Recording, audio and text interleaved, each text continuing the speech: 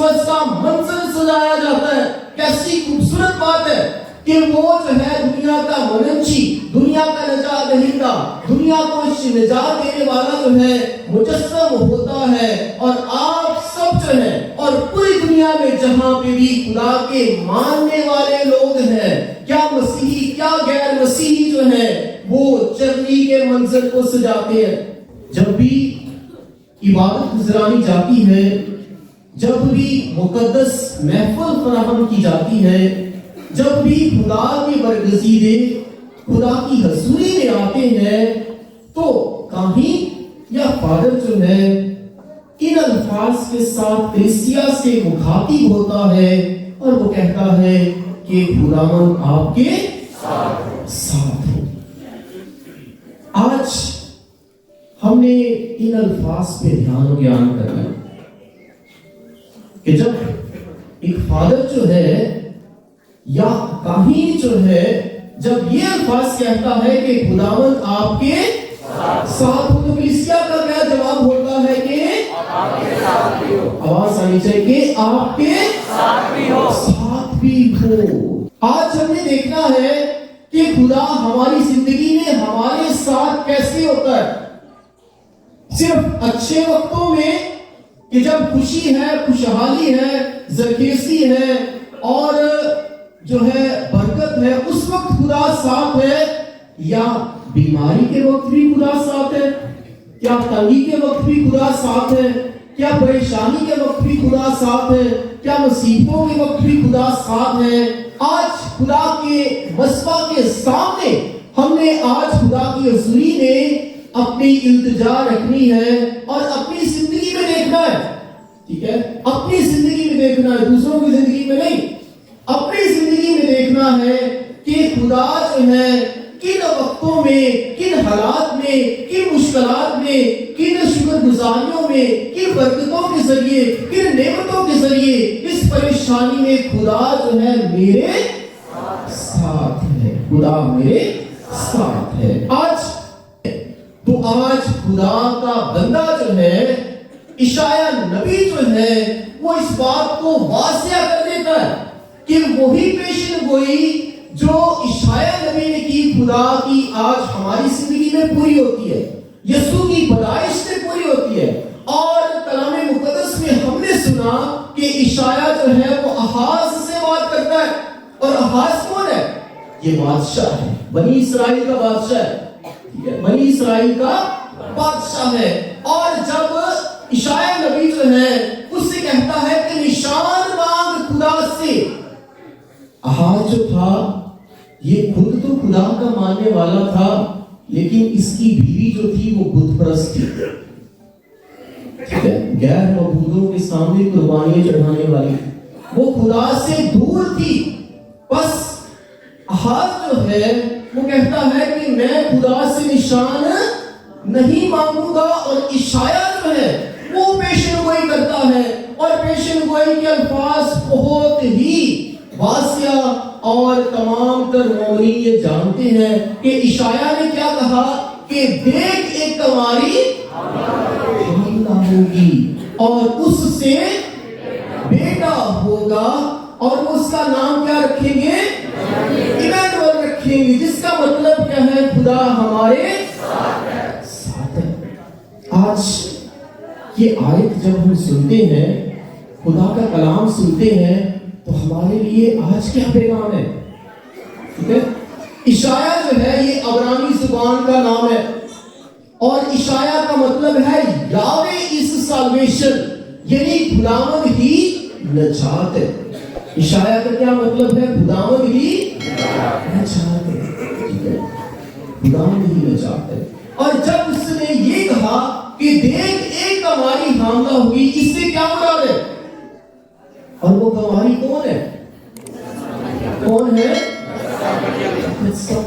کیسی عجب بات ہے، کیسی پیشن گوئی ہے کہ کنواری بھی ہے، ماں بھی ہے.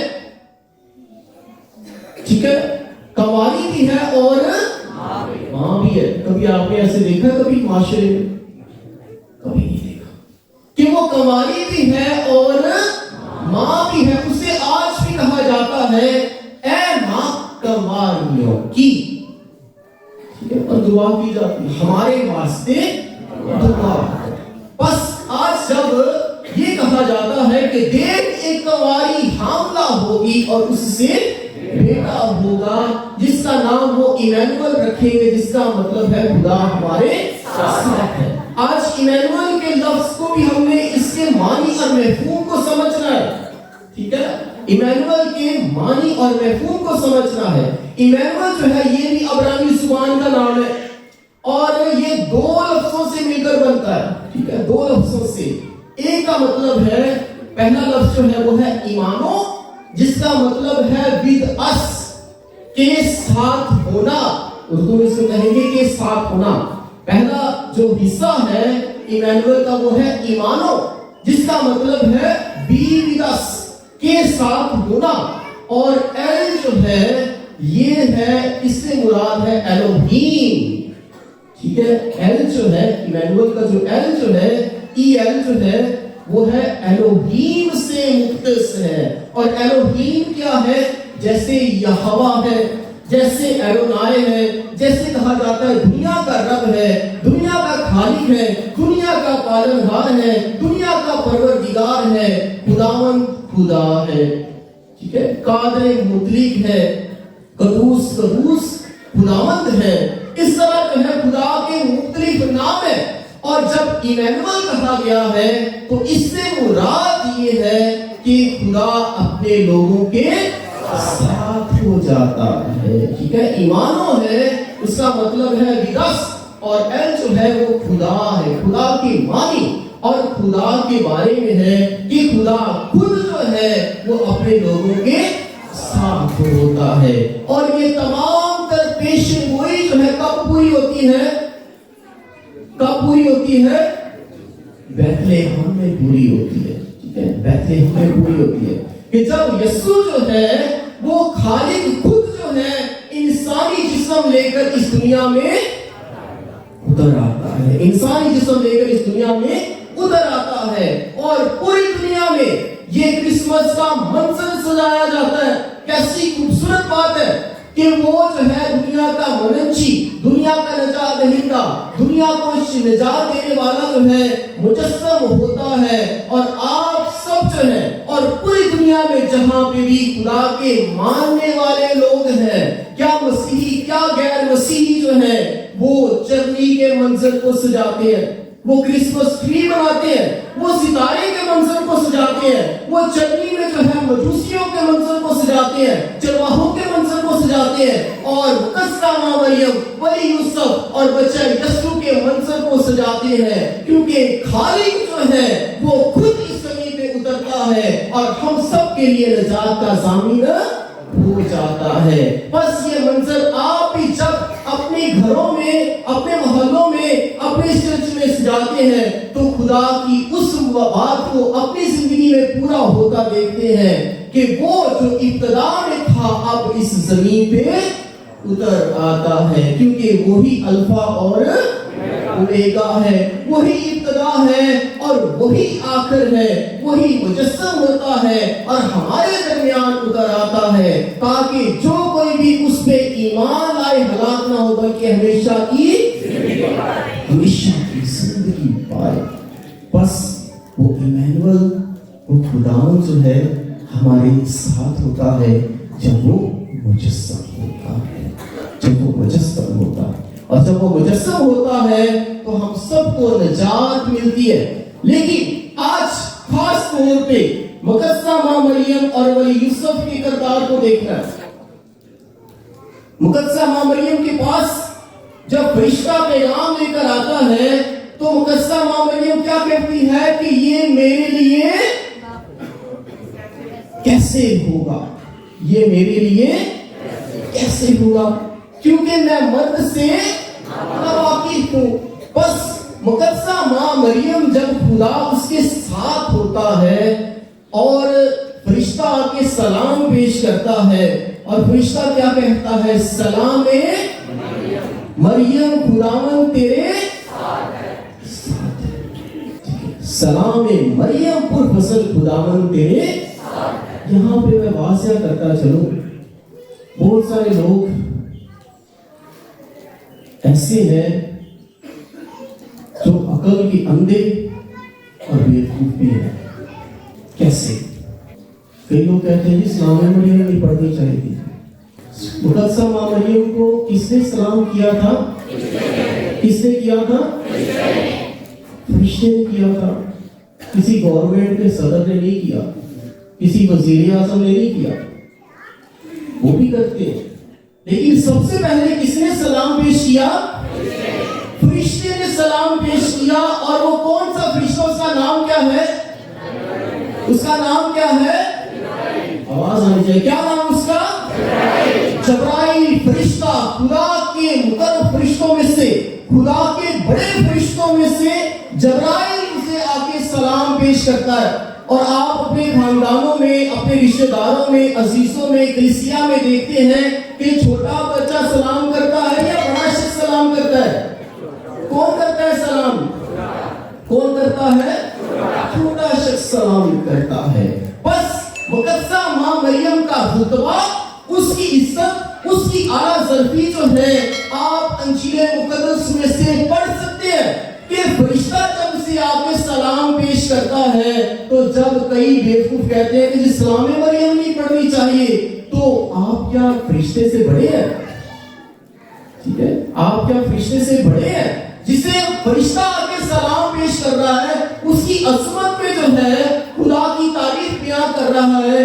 اور جسے خدا چن لیتا ہے, جو یسوع کی ماں ہو جاتی ہے, نجات دہندہ کی ماں ہو جاتی ہے. اور ہم عقل, بہت عقل رکھنے والے کئی ہمیں سے کہتے ہیں کہ اسلام مریم نہیں پڑھنی چاہیے. بس آج اس بات کو اپنے ذہن میں نقش کر لیں کہ جسے فرشتہ سلام کرتا ہے, اور جب ہم سلام کرتے ہیں تو ہم اسے خدا کے برابر نہیں کرتے, بلکہ کیا کہتے ہیں؟ وہ یسوع کی ماں ہے اور میری بھی ماں ہے. وہ ماں کی ماں ہے. ٹھیک ہے, وہ ماں کی ماں ہے. اور جس گھر میں ماں ہوتی ہے وہاں پہ برکتیں ہوتی ہیں. جس گھر میں ماں باپ ہوتے ہیں اس گھر میں فضائل ہوتے ہیں. جس گھر میں خدا کے طرف سے یہ برکت ہے تو خدا کی رحمتیں ہیں, اس کی نعمتیں ہیں, اس کے فضائل ہیں. اور جب ماں باپ جو ہے سر پہ ہاتھ رکھتے ہیں تو کیا ہوتا ہے؟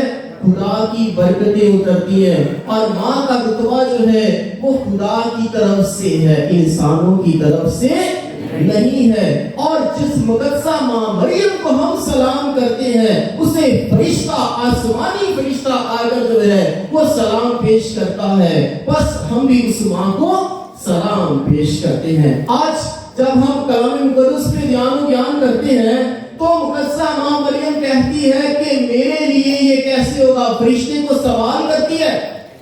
ٹھیک ہے, وہ شعور رکھنے والی ہے, اسے معلوم ہے کہ خدا جو ہے وہ تخلیق کا کام کیسے کرتا ہے. اور جب تخلیق کے کام کو دیکھا جائے تو مقدسہ ماں مریم شعور رکھتی ہے, علم رکھتی ہے, سمجھدار ہے, اور سوال کرتی ہے کہ یہ میرے لیے کیسے ہوگا, کیونکہ مقدسہ ماں مریم کو معلوم ہے, ٹھیک ہے, کہ خدا کیسے پیدا کرتا ہے. مقدسہ ماں مریم کو معلوم ہے کہ خدا نے آدم کو کیسے پیدا کیا, اور جب آدم کو پیدا کیا تو اس نے کیا کیا؟ زمین کی مٹی سے انسان کو بنایا اور اس کے نتھنوں میں زندگی کا دم پھونکا. پہلی قسم کی پیدائش ہوتی ہے, دنیا کے پہلے انسان کی پیدائش ہوتی ہے. لیکن جب ہوا کو پیدا کیا تو کیا خدا نے زمین کی مٹی اور نتھنوں میں دم پھونکا؟ بلکہ پیدا کرنے کا انداز فرق ہے, قابل غور بات ہے. ٹھیک ہے, پیدا کرنے کا انداز جو ہے وہ فرق ہے. اور خدا نے آدم پہ گہری نیند بھیجی اور اس کی پسلیوں میں سے پسلی لیتے ہوئے ہوا کو پیدا کیا. ٹھیک ہے, کلام میں لکھا ہے کہ اس کی پسلیوں میں سے پسلی لیتے ہوئے ہوا کو پیدا کیا. اور آدم نے جو ہے وہ کہا کہ بس یہ میری ہڈیوں میں سے ہڈی اور میرے گوشت میں سے گوشت ہے. یعنی کہ خدا آدم کو اور طریقے سے پیدا کرتا ہے اور ہوا کو اور طریقے سے پیدا کرتا ہے. بس مقدسہ ماں مریم جو ہے وہ سب سوال کرتی ہے, وہ تیسرے طریقے کے بارے میں ہے کہ خدا نے تیسرا انسان کیسے پیدا کیا, کہ مرد اور عورت کے ملاپ سے, جسے ہم نکاح کے ساکرامنٹ کی صورت میں دیکھتے ہیں. خاندانی زندگی میں ہم دیکھتے ہیں کہ نر اور مادہ کے ملاپ سے کہ خدا جو ہے آدم اور حوا کو جب برکت دیتا ہے اور وہ کہتا ہے کہ پھلو اور بڑھو زمین کو معمولو محکوم کرو، اور ان کی اولاد پیدا ہوتی ہے، ٹھیک ہے، ان کی اولاد پیدا ہوتی ہے، یعنی دنیا کا تیسرا انسان پیدا ہوتا ہے۔ یعنی آدم کو مختلف طریقے سے، حوا کو اور طریقے سے، اور دنیا کا جو تیسرا انسان پیدا ہوتا ہے اسے اور طریقے سے جو ہے خدا جو ہے وہ پیدا کرتا ہے۔ اور آج یہی عمل جو ہے ہم دیکھتے ہیں کہ دنیا کی افزائش، دنیا میں جو آبادی بڑھتی ہے، دنیا میں جو نسل جو بڑھتی ہے، وہ تیسری قسم کی پیدائش کے طریقے سے ہوتی ہے۔ اسی لیے مقدسہ ماں مریم سوال کرتی ہے کہ میرے لیے کیسے ہوگا؟ خدا نے آدم کو تو اور طریقے سے پیدا کیا ہے، حوا کو اور طریقے سے پیدا کیا ہے، اور اب جو دنیا میں طریقہ ہے جو خدا نے معمولی کا اور افزائش کا عمل رکھا ہے وہ مرد اور عورت سے رکھا ہے۔ بس مقدسہ ماں مریم جب سوال کرتی ہے کہ یہ میرے لیے کیسے ہوگا، تو خدا جو ہے وہ پیدا کرنے کا عمل ہی بدل دیتا ہے۔ اور کیا کرتا ہے؟ یوسف بھی حیران رہ جاتا ہے کہ شاید یہ گناہ میں ہے، اور جب یوسف بھی حیران ہوتا ہے تو کون ظاہر ہوتا ہے؟ فرشتہ ظاہر ہوتا ہے، وہی فرشتہ جو مقدسہ مریم کے پاس گیا، اور جب فرشتہ ظاہر ہوتا ہے تو فرشتہ اسے جو کہتا ہے وہ ہے کہ جو اس کے بدن میں ہے وہ کس کی معرفت ہے؟ روح القدس کی معرفت ہے، ٹھیک ہے، روح القدس کی معرفت ہے۔ بس خدا جو ہے وہ یسوع کی پیدائش کے طریقے کو اور انداز میں پیدا کرتا ہے۔ یسوع کا اس دنیا میں آنا جو ہے وہ عام پیدائش نہیں ہے، بلکہ جو اس کے بدن میں ہے وہ روح القدس کی معرفت ہے، اور روح القدس جو ہے وہ پانیوں پہ چپش کرتا تھا، ٹھیک ہے، باپ اور بیٹے اور روح القدس، یعنی خدا جو ہے وہ جب تخلیق کرتا ہے، جب خدا خود انسانی جسم لے کر آتا ہے تو وہ اس دنیا میں اترنے کا طریقہ بھی نیا اپناتا ہے۔ بس ننھا بچہ یسوع جو ہے اس دنیا میں مجسم ہوتا ہے، اور خدا جو ہے اس کی قدرت ہم دیکھتے ہیں، اس کی حکمت دیکھتے ہیں کہ وہی ایمانوئل جس کے بارے میں عیسائی نبی نے پیشن گوئی کی، وہ یسوع خود جو ہے وہ اپنے لوگوں کے ساتھ ہو جاتا ہے، وہ ان کے دکھ اور سکھ اور خوشی اور غم میں ساتھ ہو جاتا ہے۔ اور یہ کام کیسے پورا ہوتا ہے؟ صلیبی بھیٹ کے ذریعہ، کہ جب خداوند یسوع مسیح ہمارے لیے دکھ اٹھاتا ہے، یسوع مسیح ہمارے لیے جو ہے وہ مرتا ہے اور تیسرے دن مردوں میں سے جی اٹھتا ہے۔ بس دکھ اٹھانا، مرنا اور پھر جی اٹھنا خوشی کی علامت ہے۔ اور ہماری زندگی میں بھی دیکھیں کہ ہم بھی کبھی مرتے ہیں اور کبھی جی اٹھتے ہیں، کبھی دکھ میں سے گزرتے ہیں۔ بس ہماری زندگی میں بھی دیکھیں کہ جب ہم دکھ میں سے گزرتے ہیں تو خدا ہمیں چھوڑتا نہیں ہے، ٹھیک ہے، خدا ہمیں چھوڑتا نہیں، وہ ہمارے ساتھ ہوتا ہے، لیکن ہمیں سچے دل کے ساتھ اسے پکارنے کی ضرورت ہے۔ خدا خود ہی ہمیں ہمت دیتا ہے، اور جب وہ ہمت دیتا ہے تو کلام کے الفاظ کی ہے کہ جب تک گیہوں کا دانہ زمین میں گر کر مر نہیں جاتا اس وقت تک پھل نہیں لاتا، جب تک سونا جو ہے بٹی میں تایا جا کر کندر نہیں بنتا اس وقت سونا نہیں بنتا۔ بس ہماری زندگی میں بھی دیکھیں کہ جب ہم مسائل میں سے بھی گزرتے ہیں، دکھوں میں سے بھی گزرتے ہیں، صلیبی راستے پہ چلتے ہیں، تو خدا ہمارے ساتھ ہوتا ہے۔ یہ انسان ہی ہے جو خدا سے دور جاتا ہے، کیونکہ خدا نے آدم اور حوا کو باغ عدن میں اپنے پاس رکھا تھا، خدا نے آدم اور حوا کو اپنے پاس رکھا تھا۔ یہ انسان ہی تھا جو گناہ کر کے خدا سے دور جاتا ہے، لیکن خدا ہمارے ساتھ ہوتا ہے، وہ ہمارے دکھوں میں بھی ساتھ ہوتا ہے، پریشانیوں میں بھی ساتھ ہوتا ہے، خوشی میں بھی ساتھ ہوتا ہے، اور وہ ہم سب کو یہ چاہتا ہے کہ ہم زندوں والی زندگی گزاریں، مردہ زندگی نہ گزاریں، کیونکہ یسوع مرتا ہے اور ہم سب کے لیے زندگی کا باعث ہوتا ہے۔ آج جب ہم خدا کے گھر میں آتے ہیں تو آج ہم دیکھیں کہ یسوع کی حالات میں، کی واقعات میں، کیسی حالت میں ہماری زندگی میں ہمارے ساتھ ہوتا ہے، اور وہ کہتا ہے جہاں 2 یا 3 میرے نام میں فراہم ہوں گے میں وہاں پہ موجود۔